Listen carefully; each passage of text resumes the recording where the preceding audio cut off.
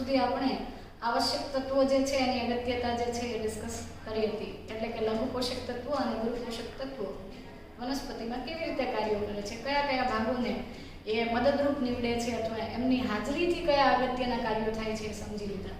હવે આપણે સમજીએ આવશ્યક તત્વોની ઉણપથી સર્જાતા કેટલાક ચિહ્નો અથવા લક્ષણો. તો આવશ્યક તત્વોની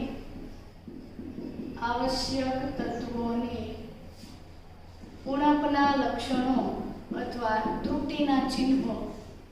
કોઈ પણ આવશ્યક ખનિજ પોષક તત્વ કોને કહેવાય એ આપણે આગળ ડિસ્કસ કર્યું હતું કે જે તે ખનિજ પોષક તત્વ વનસ્પતિ માટે ત્યારે જ આવશ્યક કહેવાય કે જ્યારે જે તે તત્વની ગેરહાજરીમાં વનસ્પતિ પોતાનું જીવનચક્ર પૂર્ણ નથી કરી શકતી અથવા એક તત્વની ત્રુટિની અસર બીજા તત્વથી દૂર નથી કરી શકાતી. એટલે કે એક તત્વ જે કાર્ય કરે છે એ કાર્ય બીજા કોઈ ખનિજ પોષક તત્વ વડે થઈ શકતું નથી. અને છેલ્લે આપણે એમ પણ કીધું હતું કે આવશ્યક તત્વો જે છે એ વનસ્પતિના જીવન ચક્રમાં અથવા ચયાપચયની અંદર સીધો ભાગ ભજવે છે, પ્રત્યક્ષ રીતે એની અંદર ઇન્વોલ્વ થાય છે. તો આવશ્યક તત્વની ઉણપ જે છે એ કોને કહેવાય એ આપણે આજે સમજવાના છીએ અને એના કારણે વનસ્પતિમાં કેવા લક્ષણો જોવા મળે છે, કયા પરિવર્તનો કે ફેરફારો થાય છે એનું પણ આપણે ડિસ્કશન કરીશું. આવશ્યક તત્વ જે છે આવશ્યક તત્વની મર્યાદિત પ્રાપ્યતાને લીધે વનસ્પતિની વૃદ્ધિ જે છે એ અવરોધાય છે. એટલે કે આવશ્યક તત્વો જો મર્યાદિત પ્રમાણમાં છે અને એમાં પણ જો જે તે લઘુ કે ગુરુ પોષક તત્વ વનસ્પતિની જરૂરિયાત મુજબ જેટલી માત્રામાં મળવું જોઈએ અથવા જેટલી માત્રામાં આવશ્યક છે એટલી માત્રામાં અવેલેબલ નહીં હોય અથવા પ્રાપ્ત નહીં થઈ શકે તો આવશ્યક તત્વની મર્યાદિત પ્રાપ્યતાને લીધે વનસ્પતિની વૃદ્ધિ શું થાય છે? અવરોધાય છે. એટલે કે વનસ્પતિની વૃદ્ધિ થઈ શકતી નથી. તો આપણને કેવી રીતે સમજ પડશે કે જે તે ખનિજ પોષક તત્વની આવશ્યક માત્રા કેટલી છે? તો એના માટે પણ કેટલાક નિશ્ચિત નિયમો છે કે એક મર્યાદિત સાંદ્રતા કરતાં ઓછી સાંદ્રતા હોય કે જ્યારે વનસ્પતિની વૃદ્ધિ અવરોધાય એ સાંદ્રતાને આપણે કહીશું સંક્રાંતિ સાંદ્રતા. તો સંક્રાંતિ સાંદ્રતા અથવા ક્રિટિકલ કન્સન્ટ્રેશન સમજીએ. ક્રિટિકલ કન્સન્ટ્રેશન અથવા તો સંક્રાંતિ સાંદ્રતા. ક્રિટિકલ કન્સન્ટ્રેશન અથવા સંક્રાંતિ સાંદ્રતા. સંક્રાંતિ સાંદ્રતા કોને કહેવાય છે કે જેની અંદર વનસ્પતિનું આવશ્યક તત્વની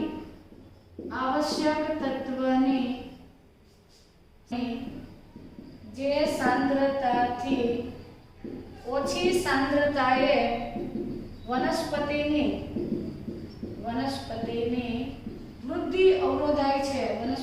વૃદ્ધિ અવરોધાય છે. તે સાંદ્રતાને વનસ્પતિની સંક્રાંતિ સાંદ્રતા, જે તે ખનિજ પોષક તત્વની વનસ્પતિ માટેની સંક્રાંતિ સાંદ્રતા કહેવાય છે. એટલે કે મિનિમમ એટલી અમાઉન્ટમાં હોવું જોઈએ. જો એનાથી ઓછી સાંદ્રતા થશે તો પછી વનસ્પતિમાં એની ઉણપ સર્જાય છે, અપ્રાપ્યતા સર્જાય છે અને એના કોઈ પર્ટિક્યુલર ચિહ્નો આપણને જોવા મળશે. તો આવશ્યક તત્વની જે સાંદ્રતાથી ઓછી સાંદ્રતાએ વનસ્પતિની વૃદ્ધિ અવરોધાય છે તે સાંદ્રતાને સંક્રાંતિ સાંદ્રતા કહેવાય છે. અને સંક્રાંતિ સાંદ્રતા કરતાં ઓછી સાંદ્રતાએ જે તે ખનિજ પોષક તત્વ છે એની ઉણપ સર્જાય છે અથવા તો એની ગેરહાજરી કે અપ્રાપ્યતા છે એવું સૂચવે છે. હું તમને એક્ઝામ્પલ આપું કે આપણે 100 માર્ક્સની ટેસ્ટ હોય તો એની અંદર તમારે ક્રિટિકલ માર્ક્સ કહેવાય 33. એટલીસ્ટ તમે 33 માર્ક્સ લાવો છો તો તમે પાસ થાવ છો. 33 કરતાં એક પણ માર્ક ઓછો આવે એટલે તમે ફેલ ગણાવો. એવી જ રીતે આવશ્યક તત્વની આ ક્રિટિકલ સાંદ્રતા છે અથવા સંક્રાંતિ સાંદ્રતા છે. મિનિમમ આટલી સાંદ્રતા હોય તો વાંધો નથી આવતો, પણ એનાથી ઓછી સાંદ્રતા હોય એટલે વનસ્પતિની વૃદ્ધિ જે છે એ અવરોધાય છે. તો એવી સાંદ્રતા કે જેનાથી ઓછી સાંદ્રતાએ વનસ્પતિની વૃદ્ધિ અવરોધાય એ સાંદ્રતા જે તે ખનિજ પોષક તત્વની સંક્રાંતિ સાંદ્રતા તરીકે ઓળખાય છે. હવે આ સંક્રાંતિ સાંદ્રતા જે છે એના કરતાં ઓછી સાંદ્રતા ખનિજ પોષક તત્વની ખનિજ તત્વની સંક્રાંતિ સાંદ્રતા કરતા ઓછી સાંદ્રતાએ વનસ્પતિ જે છે એમાં જે તે ખનિજ પોષક તત્વની ઉણપ છે એવું કહેવાય છે. મતલબ કે આવશ્યક તત્વની જે સાંદ્રતા સંક્રાંતિ સાંદ્રતા કરતા ઓછી હોય એ સાંદ્રતાને આપણે એવું કહી શકીએ કે ત્યારે વનસ્પતિમાં જે તે ખનિજ પોષક તત્વની ઉણપ સર્જાશે અથવા એના ઉણપના લક્ષણો જોવા મળે છે. તો ટૂંકમાં જે તે આવશ્યક ખનિજ પોષક તત્વની એટલીસ્ટ સંક્રાંતિ સાંદ્રતા વનસ્પતિના તંદુરસ્ત વિકાસ માટે જરૂરી છે. જો એના કરતાં ઓછી સાંદ્રતા સર્જાય છે તો જે તે ખનિજ પોષક તત્વની વનસ્પતિની અંદર ઉણપ છે અથવા અપ્રાપ્યતા છે એવું કહી શકાય છે. અપ્રાપ્યતા ઇન ધ સેન્સ ખરેખર તો એ પોષક તત્વ પ્રાપ્ય તો છે, પ્રાપ્ત તો થાય છે, પરંતુ જેટલી માત્રામાં જોઈએ એટલી માત્રામાં વનસ્પતિને પ્રાપ્ત નથી થઈ રહ્યું અને એના કારણે કેટલાક વિશેષ લક્ષણો જોવા મળે છે. તો સામાન્ય રીતે દરેક ખનિજ પોષક તત્વ જે તે દરેક આવશ્યક પોષક તત્વ દરેક આવશ્યક ખનિજ પોષક તત્વ વનસ્પતિના શરીરમાં અથવા વનસ્પતિમાં કોઈ ચોક્કસ કોઈ નિશ્ચિત કોઈ ચોક્કસ સંરચનાત્મક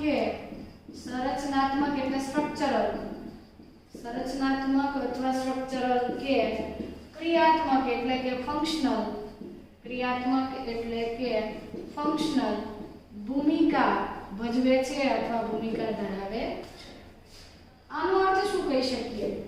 દરેક ખનિજ પોષક તત્વ છે, લઘુ પોષક તત્વ હોય તો પણ ભલે, ગુરુ પોષક તત્વ હોય તો પણ ભલે, દરેક ખનિજ પોષક તત્વ કે જેને તમે આવશ્યક પોષક તત્વ કહો છો એ આવશ્યક પોષક તત્વ વનસ્પતિમાં કાં તો કોઈ સ્ટ્રક્ચરલ અથવા તો કોઈ ફંક્શનલ ઇમ્પોર્ટન્ટ રોલ જે છે પ્લે કરે છે, એટલે કે સંરચનાત્મક કે ક્રિયાત્મક ભૂમિકા ધરાવે છે અને આવા તત્વની ઉણપથી કે ગેરહાજરીથી વનસ્પતિ કેટલાક બાહ્ય ફેરફારો દર્શાવે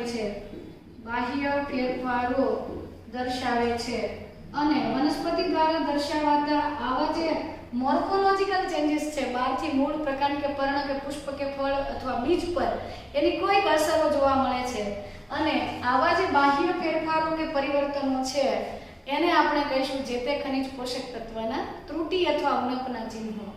તો આવશ્યક ખનિજ પોષક તત્વની ગેરહાજરીમાં વનસ્પતિ જે છે કેટલાક ફેરફારો સૂચવે છે. વનસ્પતિ દ્વારા સર્જાતા આવા બાહ્ય ફેરફારોને વનસ્પતિ દ્વારા દર્શાવવામાં આવતા આવા બાહ્ય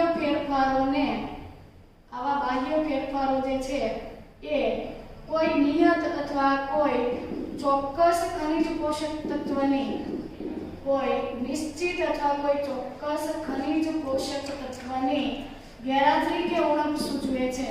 કોઈ ચોક્કસ ખનિજ પોષક તત્વની ઉણપ સૂચવે છે અથવા ખામી સૂચવે છે અને જેને આપણે આવશ્યક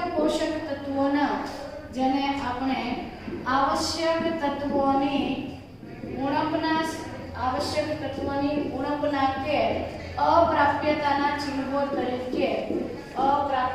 લક્ષણો ચિહ્નો તરીકે ઓળખીએ છીએ.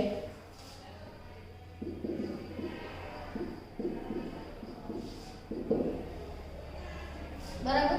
તો આવશ્યક તત્વો કોને કહેવાય એ આપણે સમજી લીધું. આવશ્યક તત્વ જે છે એ વનસ્પતિના જીવનમાં કોઈ કે એના શરીરમાં કોઈ સંરચનાત્મક કે ક્રિયાત્મક ભૂમિકા ભજવે છે, પરંતુ જ્યારે આવા આવશ્યક તત્વોની સાંદ્રતા એની સંક્રાંતિ સાંદ્રતા કરતાં ઘટી જાય છે ત્યારે વનસ્પતિની અંદર કેટલાક બાહ્ય ફેરફારો જોવા મળે છે અને આ સંક્રાંતિ સાંદ્રતા કરતાં ઓછી સાંદ્રતાએ જોવા મળતા આવા બાહ્ય ફેરફારો જે છે એને આપણે વનસ્પતિની અંદર જોવા મળતા ત્રુટિજન્ય ચિહ્નો અથવા જે તે આવશ્યક તત્વની ગેરહાજરીના ચિહ્નો તરીકે ઓળખીએ છીએ કે એની ઉણપના અથવા ત્રુટિજન્ય અસરો તરીકે ઓળખીએ છીએ.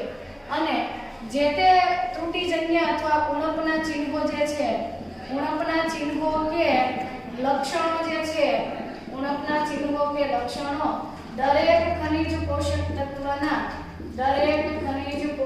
તત્વ માટે વિશિષ્ટ હોય છે એટલે કે દરેક ખનિજ પોષક તત્વની ઉણપથી સર્જાતા જે ત્રુટિજન્ય ચિહ્નો છે એ યુનિક હોય છે, ડિફરન્ટ હોય છે, સ્પેસિફિક હોય છે. એટલે કે કેલ્શિયમની ત્રુટિથી સર્જાતા જે ચિહ્નો છે એ બોરોનની ત્રુટિથી સર્જાતા ચિહ્નો કરતાં કેવા છે? ભિન્ન છે. આમ દરેક ખનિજ પોષક તત્વની ત્રુટિની અસરો અથવા ચિહ્નો જે છે એ વ્યક્તિગત રીતે જુદા હોય છે. આપણે એને ઓળખી શકીએ છીએ અને આપણને સમજ પડે છે કે આ પોષક તત્વની ઉણપ છે તો જે તે તત્વની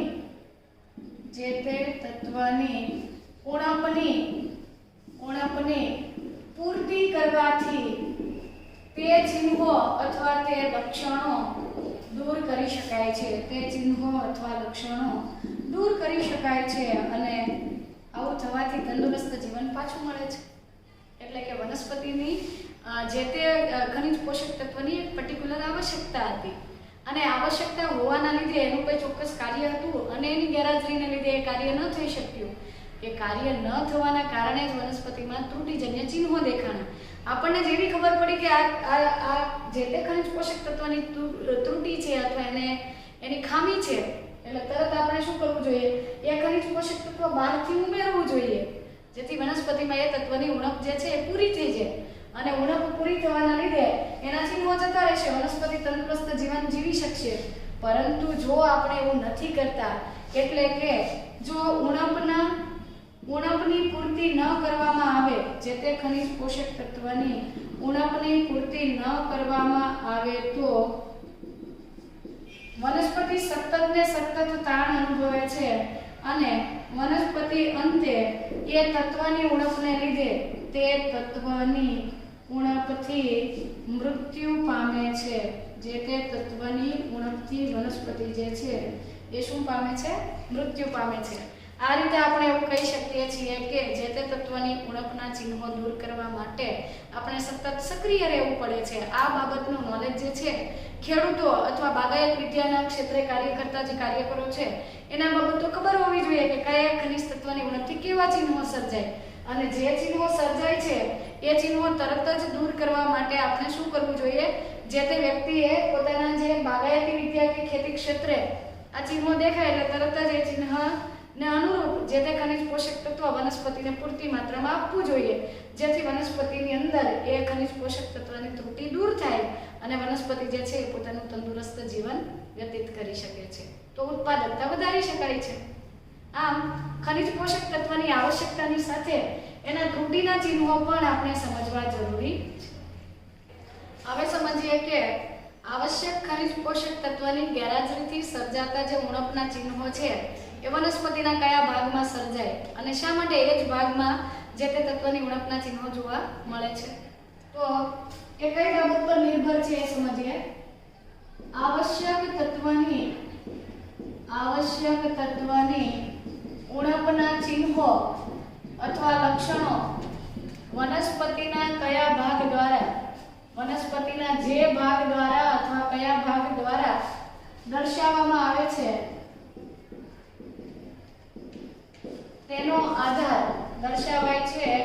તેનો આધાર જે તે ખનિજ પોષક તત્વની, જે તે આવશ્યક ખનિજ પોષક તત્વની વહનશીલતા પર રહેલો છે, મોબિલિટી પર રહેલો છે અથવા તો એની વહનશીલતા પર રહેલો છે.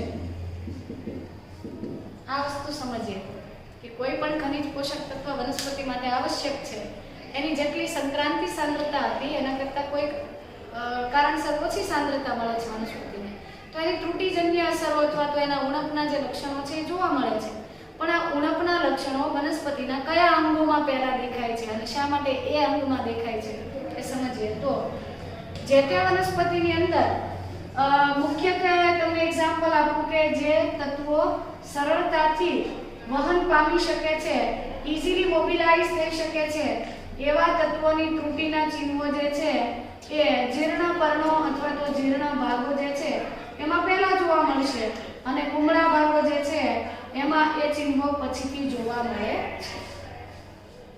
તો ફરીથી સમજીએ, આવશ્યક ખનિજ તત્વની ઉણપના ચિહ્નો વનસ્પતિના કયા ભાગમાં જોવા મળે છે એનો આધાર જે તે ખનિજ પોષક તત્વની વહનશીલતા પર છે. જે પૈકીના કેટલાક ખનિજ પોષક તત્વો એવા છે કે જે સક્રિય રીતે વહનશીલ છે, સક્રિય રીતે વહનશીલ એટલે એ એવા ખનિજ પોષક તત્વો છે કે જે વનસ્પતિના એક ભાગમાંથી બીજા ભાગમાં સરળતાથી વહન પામે છે. આવા તત્વોને આપણે કહીએ છીએ રેડિલી મોબિલાઇઝ થતા એલિમેન્ટ્સ. રેડિલી મોબિલાઇઝ જે ન્યુટ્રિયન્ટ્સ છે અથવા તો ખનિજ પોષક તત્વો છે કે જે સરળતાથી એક ભાગમાંથી બીજા ભાગમાં જઈ શકે છે, એવા તત્વોની ત્રુટિની અસરો જે છે એ જીર્ણ પર્ણોમાં પહેલા જોવા મળે છે. હું તમને પહેલા એક્ઝામ્પલ આપું, પછી આપણે લખી લઈએ કે આવું શા માટે થાય છે. જુઓ, દાખલા તરીકે આ એક વનસ્પતિનું જીર્ણ થતું અથવા શુષ્ક થતું પર્ણ છે જે પહેલા સર્જાયેલું છે, જેમાં પૂરતા પ્રમાણમાં હરિતકણો, વૃદ્ધિ, વિકાસ વગેરે થઈ ગયું. એનું પ્રકાશ સંશ્લેષણથી જેટલો ખોરાક બનાવવો હતો એ પણ બનાવ્યો. હવે એક સમય એવો આવે છે કે આ પર્ણ જે છે જીર્ણ થાય છે, વૃદ્ધત્વ અનુસરે છે. વૃદ્ધત્વ અનુભવતું આ પર્ણ ગમે ત્યારે ખરી શકે છે, પરંતુ આ પર્ણ ખરી પડતા પહેલા કેટલાક એવા તત્વો કે જે સક્રિય રીતે વહનશીલ છે એ તત્વોને મુક્ત કરે છે અને એ વાહક પેશી દ્વારા વહન પામી અને ક્રિયાશીલ તરુણ અને વિકાસશીલ પેશી સુધી કુંબળા પર્ણો કે વિકસતી કલિકાઓ કે જે જગ્યાએ કોષ વિભાજનનો દર છે ઝડપી છે એવા ભાગોમાં એ સ્થળાંતરિત થાય છે. તો આ રીઝનથી જે સક્રિય રીતે વહનશીલ ખનિજ પોષક તત્વો છે એ ખનિજ પોષક તત્વો જીર્ણ પર્ણોમાંથી તરુણ અને વિકાસશીલ ભાગો સુધી વહન પામે છે અને એના કારણે આવા ખનિજ પોષક તત્વની ત્રુટિના ચિહ્નો, એની ગેરહાજરી કે ઉણપના ચિહ્નો સૌપ્રથમ ક્યાં દેખાશે? જે જીર્ણ અથવા વૃદ્ધ પર્ણો છે એની અંદર જોવા મળે છે. ફરીથી, સક્રિય રીતે વહનશીલ ખનિજ પોષક તત્વો, સક્રિય રીતે વહનશીલ ખનિજ પોષક તત્વો અથવા આવશ્યક તત્વો એ જીર્ણ ભાગોમાંથી અથવા પરિપક્વ ભાગોમાંથી, જીર્ણ અથવા પરિપક્વ ભાગોમાંથી વહન પામી પરિપક્વ ભાગોમાંથી તરુણ અને વિકાસશીલ પેશીઓ તરફ સ્થળાંતરણ પામે છે. તરુણ અને વિકાસશીલ પેશીઓ તરફ વહન પામે છે. તરુણ અને વિકાસશીલ પેશીઓ તરફ નિકાસિત થાય છે. એટલે કે જીર્ણ પર્ણોમાંથી આવા તત્વો તરુણ પર્ણોમાં અથવા વિકસતી કલિકામાં અથવા વિભાજન પામતી કલિકાઓ કે જ્યાં કોષ વિભાજન ઝડપી છે એવા તરુણ કોષો તરફ નિકાસિત થાય છે. પરિણામે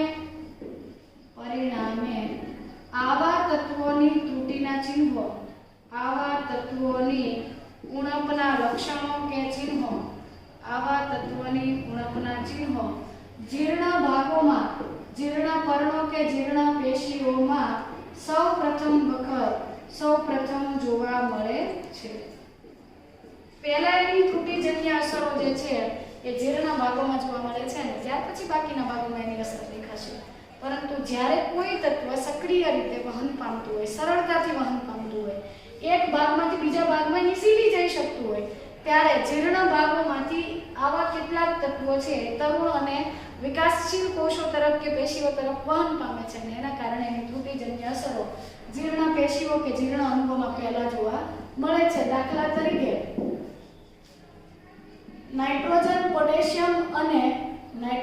પોટેશિયમ અને કેલ્શિયમ આ એવા ખનિજ પોષક તત્વો છે કે જે રેડિલી મોબિલાઇઝ થાય છે, સરળતાથી વહન પામે છે અને જીર્ણ ભાગોમાંથી તરુણ અથવા વિકાસશીલ અંગોમાં જઈ શકે છે. આથી નાઇટ્રોજન, પોટેશિયમ અને કેલ્શિયમની ત્રુટિની અસરો, નાઇટ્રોજન, પોટેશિયમ અને કેલ્શિયમની ત્રુટિની અસરો સૌપ્રથમ કોને જોવા મળે છે? એની ત્રુટિની અસરો જીર્ણ પર્ણો કે જીર્ણ અંગોમાં પહેલા જોવા મળે છે, બાદમાં બાકીના ઘટકો પર એની અસરો થશે. પરંતુ આ રીતે આપણે સમજી શકીએ કે જે તત્વો સરળતાથી વહનશીલ છે એવા તત્વોની ત્રુટિની અસરો જીર્ણ ભાગોની અંદર વધારે જોવા મળે છે, કારણ કે પરિપક્વ અંગોમાંથી, પરિપક્વ અથવા જીર્ણ અંગોમાં રહેલા આવા તત્વો એટલે તમે એવું કહી શકો કે પોટેશિયમ અને મેગ્નેશિયમ જેવા તત્વો જે છે એ પરિપક્વ પર્ણોમાં રહેલા આવા તત્વો એ જે તે અંગના જૈવિક અણુના સંરચનાત્મક ઘટકો હોય છે. જૈવિક અણુઓમાંથી જૈવિક અણુનું વિઘટન થાય છે. જૈવિક અણુ એટલે દાખલા તરીકે તમને મેગ્નેશિયમનું એક્ઝામ્પલ આપું તો મેગ્નેશિયમ જે છે ક્લોરોફિલના બંધારણમાં છે. એની સાથે નાઇટ્રોજન, કાર્બન, હાઇડ્રોજન વગેરે તત્વો જોડાવાથી એની જે રિંગ જે છે એ કમ્પ્લીટ થતી હતી અને ત્યાર પછી આપણે એ બાબતો સમજી ચૂક્યા છીએ કે ક્લોરોફિલ એ મોટો જૈવિક અણુ છે. આવા જટિલ જૈવિક અણુઓનું પહેલા તો જીર્ણ પર્ણની અંદર એટલે આ પર્ણની અંદર ક્લોરોફિલનું વિઘટન થશે અને એના વિઘટનથી નાઇટ્રોજન, મેગ્નેશિયમ કે એના જેવા ખનિજ તત્વો રિલીઝ થાય અને રિલીઝ થયેલા તત્વો છે જીર્ણ ભાગોમાંથી તરુણ વિકાસશીલ અંગો તરફ વહન પામે છે. તો પરિપક્વ અંગોમાં રહેલા આવા તત્વો જૈવિક અણુમાંથી છૂટા પડી અથવા મુક્ત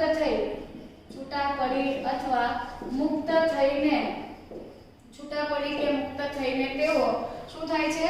જૈવિક અણુમાંથી છૂટા પડી કે મુક્ત થઈને તેઓ તરુણ વિકાસશીલ ભાગોમાં જાય છે.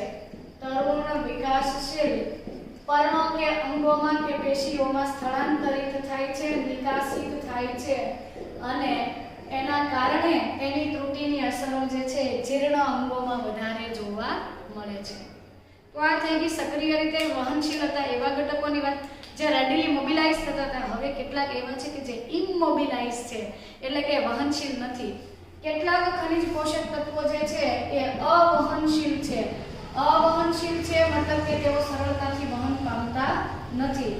અવહનશીલ અથવા એવા ખનિજ પોષક તત્વો અથવા એવા આવશ્યક ખનિજ પોષક તત્વો કે જે સરળતાથી વહન પામતા નથી તેઓ પરિપક્વ અથવા જીર્ણ અંગોમાંથી બહાર જઈ શકતા નથી, બહાર નીકળી શકતા નથી કે બહાર જઈ શકતા નથી. આવા તત્વોની ત્રુટિની અસરો જે છે એ કુમળા અંગોની અંદર અથવા તો તરુણ વિકાસશીલ અંગોની અંદર પહેલા જોવા મળશે. સાદું એક્ઝામ્પલ આપું તમને કે કેલ્શિયમ અને સલ્ફર જે છે, કેલ્શિયમ અને સલ્ફર એ વનસ્પતિના જૈવિક અણુના સંરચનાત્મક ઘટકો છે. સંરચનાત્મક જૈવિક અણુના ઘટકો તરીકે અસ્તિત્વ ધરાવે છે. તો સામાન્ય રીતે કેલ્શિયમ છે એ મધ્યપટલની રચનામાં છે. કેલ્શિયમ પેપ્ટાઇડનો બનેલો મધ્યપટલ. તો કેલ્શિયમ એ સંરચનાત્મક અણુના બંધારણમાં છે. ત્યાંથી છૂટો પડીને આ જે તરુણ અંગો કે વિકાસશીલ અંગો છે ત્યાં સુધી જઈ શકતો નથી અને એ જ કારણથી જીર્ણ અંગો છે કેલ્શિયમ, સલ્ફર વગેરેને જાળવી રાખે છે અને આવા તત્વો જે છે તરુણ અંગોને સરળતાથી મળતા નથી. એટલે એની ત્રુટિની અસરો જે છે એ કોને મળે છે? કેલ્શિયમ અને સલ્ફર જે છે એની ત્રુટિની અસરો તરુણ અને વિકાસશીલ ભાગોમાં જોવા મળે છે. જીર્ણ અંગો જે છે એ તેનો સંગ્રહ કરે છે, જાળવી રાખે છે. આથી એની અંદર એટલે કે જીર્ણ અંગોની અંદર આવા જે અવહનશીલ તત્વો છે એની ત્રુટિની અસરો જોવા મળતી નથી. આવશ્યક તત્વોની ત્રુટિની અસર જીર્ણ અંગોમાં પહેલા દેખાશે કે જે વિકાસશીલ કે તરુણ અંગો છે, કુમળા પર્ણો છે એમાં પહેલા દેખાશે. એ બાબતો આપણે સમજી અને આ બાબતનું જ્ઞાન જે છે કૃષિ વિદ્યા ક્ષેત્રે અથવા બાગાયતી વિદ્યા ક્ષેત્રે ખૂબ મહત્વ ધરાવે છે. જેથી કરીને વનસ્પતિનો જ્યાં ઉછેર થાય છે ખરેખર તો એ લોકોને ખબર હોવી જોઈએ કે એની ત્રુટિની અસરો આમાં દેખાણી તો આ ખનિજ પોષક તત્વ ઉમેરવું જોઈએ જેથી એ ત્રુટિની અસરો દૂર કરી શકાય. તો વનસ્પતિની અંદર ખનિજ પોષક તત્વની ઉણપના ચિહ્નો જે છે અથવા ઉણપના લક્ષણો જે છે, ઉણપના ચિહ્નો સામાન્ય રીતે બધા જ ખનિજ પોષક તત્વ માટે અલગ અલગ હોય છે અને એક જ તત્વની ઉણપથી જોવા મળતા ચિહ્નો બધી વનસ્પતિમાં એક સરખા હોતા નથી. તો સામાન્ય રીતે ઉણપના ચિહ્નોની અંદર ક્લોરોસિસ અને નેક્રોસિસનો સમાવેશ થાય છે. ક્લોરોસિસ એટલે ક્લોરોફિલ અથવા ક્લોરોસિસ એટલે હરિત દ્રવ્ય જે છે, હરિત દ્રવ્યનું પ્રમાણ ઘટે. વનસ્પતિની અંદર કોઈક ખનિજ પોષક તત્વો એવા છે કે જે ક્લોરોફિલના બંધારણમાં છે. દાખલા તરીકે મેગ્નેશિયમ નામનું ખનિજ તત્વ છે એ ક્લોરોફિલના સંરચનાત્મક ઘટક છે. જો મેગ્નેશિયમ નહીં હોય તો ક્લોરોફિલ નહીં બને. તો એના કારણે હરિત દ્રવ્ય જે છે એનું વિઘટન થવાથી કે હરિત દ્રવ્યની ઉણપના કારણે પર્ણો જે છે અથવા વનસ્પતિના ભાગો જે છે પીળા રંગના દેખાય છે. તો ક્લોરોસિસમાં આવું થાય છે. બીજી તરફ નેક્રોસિસ જે છે, નેક્રોસિસ એ સામાન્ય રીતે વનસ્પતિની પેશીનું મૃત્યુ સૂચવે છે. વનસ્પતિની પેશીનું મૃત્યુ થાય છે સચોટપણે. કેટલીકવાર એવું બનતું હોય કે કેટલાક ખનિજ પોષક તત્વની ઉણપના કારણે વનસ્પતિના પર્ણ પ્રકારની કે અન્ય ભાગોની પેશીઓ છે એ ખવાઈ જાય છે, નાશ પામે છે કે વિઘટન પામે છે. તો નેક્રોસિસના ચિહ્નો જે છે એ અલગ અલગ રીતે જોઈ શકાતા હોય છે. ત્યાર પછી વનસ્પતિની વૃદ્ધિ કુંઠિત થતી હોય, વનસ્પતિની વૃદ્ધિ કુંઠિત થાય એટલે કે વૃદ્ધિ જે છે એ ધીમી પડી જાય છે. જેટલી ઝડપથી વૃદ્ધિ થવી જોઈએ એના બદલે અપેક્ષિત સમયગાળા કરતાં વનસ્પતિમાં વૃદ્ધિનો સમયગાળો ઘટે છે. વૃદ્ધિ કુંઠિત થાય છે. અને ત્યાર પછી બીજું લક્ષણ આપણે લઈએ કે કેટલાક ખનિજ પોષક તત્વની ગેરહાજરીથી કે ઉણપથી કોષ વિભાજનની પ્રક્રિયા અવરોધાય છે. તો કેટલાક ખનિજ પોષક તત્વની ઉણપથી પુષ્પ સર્જન જે છે એ વિલંબાય છે. એટલે કે પુષ્પ સર્જન જે છે એ વિલંબમાં પડે છે. જે સમયે પુષ્પ સર્જાવું જોઈએ એના બદલે પુષ્પનું સર્જન મોડું થાય છે. આમ ખનિજ પોષક તત્વની ઉણપથી વિવિધ ચિહ્નો જોવા મળે છે. અને દરેક ચિહ્ન દરેક તત્વથી જોવા મળે એવું જરૂરી નથી, પરંતુ હા એક લક્ષણ આ પૈકીનું કોઈ પણ એક લક્ષણ લઈ લો તો એક જ તત્વથી થાય છે એવું નથી. ઘણા બધા તત્વો આવા લક્ષણો સર્જી શકે છે. તો પહેલું લક્ષણ આપણે સમજીએ કે ક્લોરોસિસ શું છે. ક્લોરોસિસ એટલે ક્લોરોફિલ જે છે એનું વિઘટન. હરિત દ્રવ્ય જે છે એની માત્રા ઘટવી. હરિત દ્રવ્ય અથવા તો ક્લોરોફિલની માત્રા ઘટવા કે ગેરહાજર હોવાના કારણે પર્ણો પીળા પડે છે. અને આ ક્લોરોસિસ થવા માટે પર્ણો પીળા પડવા એ આ પર્ણો પીળા પડે આ ક્લોરોસિસ નામની જે ઘટના છે અથવા તો લક્ષણ છે એની મુખ્ય બાહ્ય સંરચના છે. બહારથી તમને ખબર પડે કે વનસ્પતિમાં ક્લોરોસિસ થયું. હવે ક્લોરોસિસ થયું તો આપણે એવો પ્રયત્ન કરીશું કે કોના કારણે ક્લોરોસિસ થયું છે, કયું તત્વ ઉમેરીએ તો આપણે ક્લોરોસિસ દૂર કરી શકીએ. તો ક્લોરોસિસ તો બહુ ડિફિકલ્ટ છે. એક કરતા વધારે તત્વોના લીધે ક્લોરોસિસ થાય છે. દાખલા તરીકે એને તમારે યાદ રાખવાનું છે NK ફી માગસ મેમોજી. NK ફી માગસ મેમોજી. મે એટલે મેંગેનીઝ, મો એટલે મોલિબ્ડેનમ અને ઝી એટલે ઝિંક. NK ફી માગસ મેમોજી એટલે કે નાઇટ્રોજન, પોટેશિયમ, Fe એટલે લોહ તત્વ, મેગ્નેશિયમ અને એની સાથે સાથે સલ્ફર, મેંગેનીઝ, મોલિબ્ડેનમ અને ઝિંક. આમ ઘણા બધા ખનિજ પોષક તત્વો એવા છે, આવશ્યક તત્વો પૈકીના મોટા ભાગના તત્વો આમાં આવી જાય છે કે જેના કારણે, જેની ત્રુટિના કારણે પર્ણો પીળા પડે છે. તો પ્રશ્ન એ થાય કે હવે આપણે કયું ખનિજ તત્વ ઉમેરવું. આની સિવાયના તત્વો અથવા લક્ષણો સમજી લઈએ તો ક્લોરોસિસ પછી છે નેક્રોસિસ.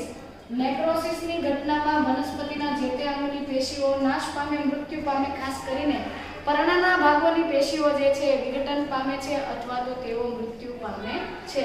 તો નેક્રોસિસ માટેના જવાબદાર ચિહ્નો જે છે અથવા લક્ષણો એના માટે જવાબદાર ખનિજ તત્વ છે CaMgCuK એટલે કે કેલ્શિયમ, મેગ્નેશિયમ, કોપર અને પોટેશિયમ. કેલ્શિયમ, મેગ્નેશિયમ, કોપર અને પોટેશિયમ આ ચાર ખનિજ પોષક તત્વોના લીધે વનસ્પતિની અંદર નેક્રોસિસ થાય છે. પર્ણો પર, શાખા પર, ફળ પર કે અન્ય ભાગો પર કોઈ પર્ટિક્યુલર ચિહ્નો તમને જોવા મળે, ડાઘ જોવા મળે અને અથવા તો કોઈક ભાગોની અંદર પેશીઓનો નાશ થતો જોવા મળે તો એ નેક્રોસિસ જે છે ચાર તત્વોથી થાય છે: કેલ્શિયમ, મેગ્નેશિયમ, કોપર અને પોટેશિયમ. એવી જ રીતે ત્રીજું ચિહ્ન આપણે સમજીએ કે કોષ વિભાજન અવરોધાય. કોષ વિભાજન અવરોધાય આ ચિહ્ન જે છે એના માટેના પણ કેટલાક ખનિજ પોષક તત્વો છે. દાખલા તરીકે NKMOS એટલે કે નાઇટ્રોજન, પોટેશિયમ, મોલિબ્ડેનમ અને સલ્ફર. આ ચાર ખનિજ પોષક તત્વો એવા છે કે જેની ગેરહાજરીમાં વનસ્પતિમાં કોષ વિભાજન થઈ શકતું નથી. સીધી વસ્તુ છે, કોષ વિભાજન નહીં થાય તો વનસ્પતિની વૃદ્ધિ કુંઠિત થશે, એટલે કે વનસ્પતિની વૃદ્ધિને અસર પડે છે. તો NKMOS એટલે કે કોષ વિભાજનની પ્રક્રિયામાં ઘટાડો કરવા, કોષ વિભાજનને અવરોધવા માટે નાઇટ્રોજન, પોટેશિયમ, મોલિબ્ડેનમ અને સલ્ફરની ઉણપ જવાબદાર છે. એવી જ રીતે પુષ્પસર્જન વિલંબમાં પડે, પુષ્પસર્જન વિલંબાય છે કેટલાક ખનિજ પોષક તત્વોની ઉણપથી પુષ્પનું સર્જન, પુષ્પ સર્જાવાની ઘટના મોડી થાય છે, વિલંબાય છે. તો એ કોષ વિભાજન પૈકીનું પોટેશિયમ જે છે એને રિમૂવ કરી દો, તો બાકીના નાઇટ્રોજન, મોલિબ્ડેનમ અને સલ્ફરની ત્રુટિથી પુષ્પસર્જન જે છે એ વિલંબમાં પડે છે. તો આ બધા જ ખનિજ તત્વોની ઉણપના લક્ષણો થઈ ગયા. કે ક્લોરોસિસ જે છે એ નાઇટ્રોજન, પોટેશિયમ, લોહ તત્વ મેગ્નેશિયમ, સલ્ફર, મેંગેનીઝ, ઝિંક, મોલિબ્ડેનમની ઉણપથી અથવા એની ત્રુટિથી ક્લોરોસિસ થાય છે, પર્ણો પીળા પડે છે. જ્યારે કેલ્શિયમ, મેગ્નેશિયમ, કોપર અને પોટેશિયમની ઉણપ અથવા એની ત્રુટિથી નેક્રોસિસ થાય છે. એવી જ રીતે NKMOS ની ઉણપથી કોષ વિભાજન અવરોધાય છે અને પુષ્પસર્જન વિલંબમાં પડવા માટે નાઇટ્રોજન, મોલિબ્ડેનમ અને સલ્ફરની ઉણપ જવાબદાર ગણાય છે. આમ આપણે એ પણ સમજી ચૂક્યા કે એક જ ખનિજ તત્વ લઈ લો, નાઇટ્રોજન જે છે એનાથી કોષ વિભાજન પણ અવરોધાય, પુષ્પસર્જન પણ વિલંબમાં પડે છે અને ક્લોરોસિસ પણ થાય છે. પ્રશ્ન એ છે કે એક જ ખનિજ તત્વ દ્વારા એક કરતાં વધારે લક્ષણો થાય છે અને એક લક્ષણ માટે એક કરતાં વધારે ખનિજ તત્વ જવાબદાર છે. હવે પર્ટિક્યુલર કયા ખનિજ પોષક તત્વની ઉણપથી આવું જોવા મળે છે, વનસ્પતિમાં ચિહ્નો જોવા મળે છે, એ સમજવા માટે આપણે જે તે ત્રુટિજન્ય અસર દર્શાવતા છોડના લક્ષણો જે છે એ છોડના લક્ષણોનું એક પ્રમાણિત કોષ્ટક હોય છે. એ પ્રમાણિત કોષ્ટક સાથે, ટેબલ સાથે આપણે એની કમ્પેરિઝન કરવી પડે.